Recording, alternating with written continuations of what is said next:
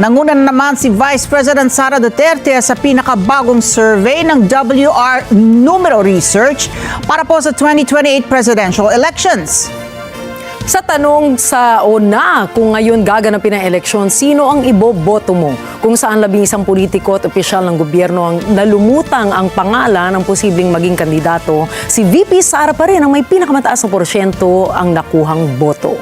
At ilan naman po sa mga kababayan natin na nakausap ng Net25 News Team ang nagsabi po ng kanilang opinyon kung bakit nila iboboto si VP Sara bilang susunod na Pangulo ng Bansa. Kunin natin ang karagdagang detalye sa live report ni Madeline Villar Moratillo. Mads. Yes, Ali, si Vice President Sara Duterte pa rin niya ang nananatiling pinakamalakas na contender sa mga presidential balls sa 2028.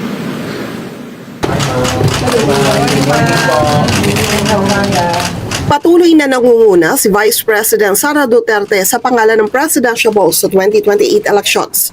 Sa pinakuling survey na ginawa ng WR Numero Research nitong Marso, 35.9% ng mga respondent ang nagsabi na si VP Sara ang iboboto nila sa pagka-presidente. Tinanong ng Net25 News Team ang ilan nating kababayan, bakit nga ba nila iboboto si VP Sara? Para bumalik po yung dati na may yung mga tao may kinakatakutan. Ngayon na mga tao maluwag. Kung ang magiging palakad niya ay katulad din ng kanyang tatay, Coco. Kasi yung seguridad ng mga tambayan na sa paligid, yung mga mas maganda nung panahon ng Pangulong Duterte. Kasi ano naman siya ni Duterte. Kumbaga mga Duterte din ako nung panahon ni Duterte. Possible may boto. Simula nung naupo si Tatay Digong, parang nabawasan din yung mga alam nyo na yung mga nagkaroon ng war on drugs. Yung kontra laban sa droga medyo nabawasan. Wala siya ngayon, parang bumalik yung mga krimen ngayon. Diba? Madami yung mga krimen, mga namamatay. Okay naman siya sa atin, sa kanyang kasagaran. Ang percentage na nakuha ni VP Sara malayo sa pumangalawa na si Senator Raffy Tulfo na nakakuha lang ng 18.5%, habang 15.7% naman si dating Vice President at ngayon Naga City Mayor Leni Robredo. Si Robredo ay una nang napabalitang nililigawan umano ng administrasyon para maging pambato sa 2028. Magkailang beses din silang nagkita ng personal ni Pangulong Ferdinand Marcos Jr. na nagpunta sa Naga para sa isang proyekto. At ang ikalawa, sa Malacanang nang dumalo naman si Robredo sa inilusad na programa ng Pangulo para sa mga lokal na pamahalaan. Pang-apat sa listahan ng presidential balls si Senator Bongo na nakakuha ng 3.6%. Si Senator Risa Hontiveros na nagsabing handang tumakbo sa pagka-presidente kung siya ang mapipisil ng oposisyon, nakakuha lang ng 0.7%. Sa mga respondent na kasama sa survey, 19.4% naman ang nagsabi na hindi pa sigurado kung sino ang iboboto sa pagka-presidente. Sa pagka-vice-presidente naman, number 1 sa listahan si Go na nakakuha ng 12.2%.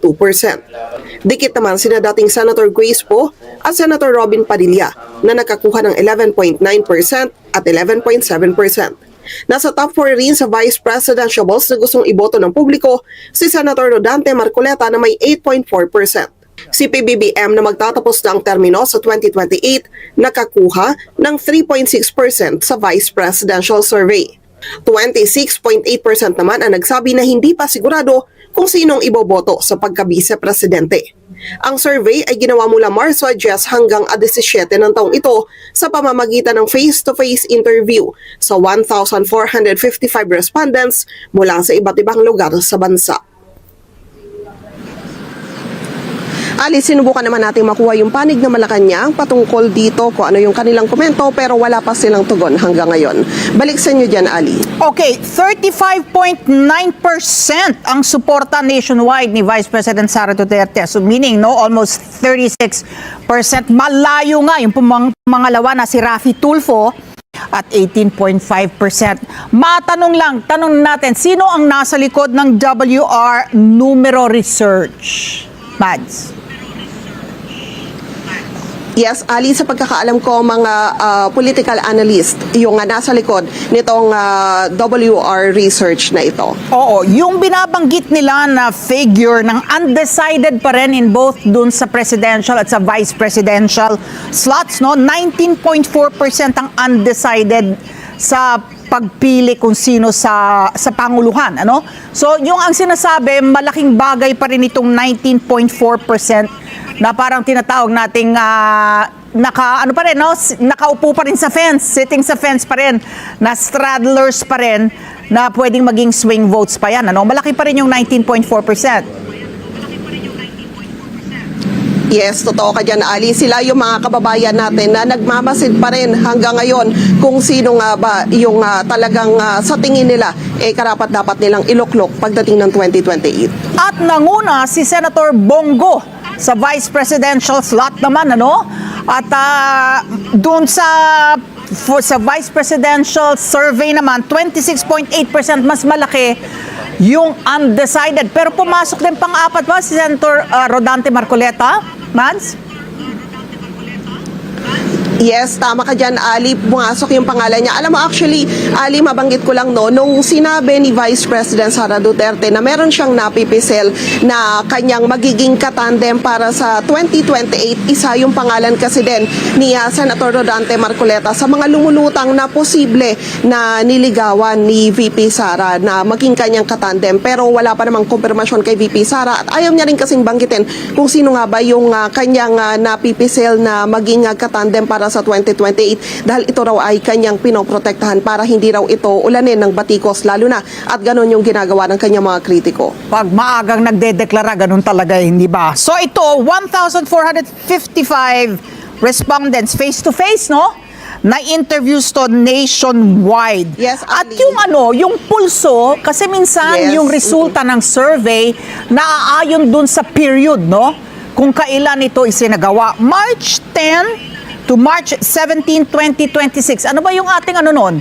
Ano yung background ng mga pangyayari ng mga balita nito? Ali, yung mga panahon na yan ay hindi pa nagsisimula itong kaguluhan sa Middle East. So, nung panahon na yan, medyo mainit pa rin na issue yung patungkol sa ICI, yung patapos na yung termino nila, yung report ng ICI. So, basically, yung flood control issue pa rin, yung mainit. Oo, para dun sa mga partido na talagang nais na hindi maging Pangulo si VP Sara sa 2028, wala pa rin kasing malakas na manok na itatapat. Tama ba yung sinasabi na yon, Mads? Yes, tama ka dyan, Ali. Ayun nga yung lumalabas, no? Bagamat may ilang lumutang, kagaya na lang na ni dating Vice President Leni Robredo na matatandaan na umugong na siya yung posible na maging pambato ng administrasyon para sa 2028. Bagamat wala naman itong kumpirmasyon mula sa panig ni Mayor Leni Robredo at maging sa panig ng Malacanang, ay naging kapansin-pansin din kasi yung personal na pagpunta ng Pangulo doon sa kung saan nga nagkaharap yung dalawa. Tapos nasundan pa dito sa Malacanang ng personal ding dumalo si Mayor Leni doon sa isang event patungkol sa mga LGU officials. Oo, kaabang-abang yung susunod na survey dahil papasok na yung salik o factor nitong gulo sa gitnang silangan at magiging hudyat kung ng pagdesisyon, no, paghusga ng ating mga kababayan dito sa response o ng ating pamalaan dito sa krisis na kinakaharap ng ating bansa. Tayo ba ay merong periodic ba itong survey na ginagawa ng WR numero? Hindi lang natin masiguro, Ali, kung ito ay periodic ba o quarterly ba yung kanilang ginagawa. Pero asahan natin na mas dadalas pa yung gagawin nilang survey, maging ng iba pang mga survey firm, lalo na at hindi naman na nalalayo ang 2028. Alright. Ano ba? Parang 25 months, no? Kung May 2028 yan. Dahil April na tayo no? Little more than 2 Yes. years na lamang, no? Oo. Okay. Okay, kabang-abang. Maraming Oo, salamat. at political na yung panahon na yan, Ali. Oo, talaga. Nako. Mas painit ng painit habang lumalapit yung petsang yan. Madeline Villar Moratilla, nag-uulat live.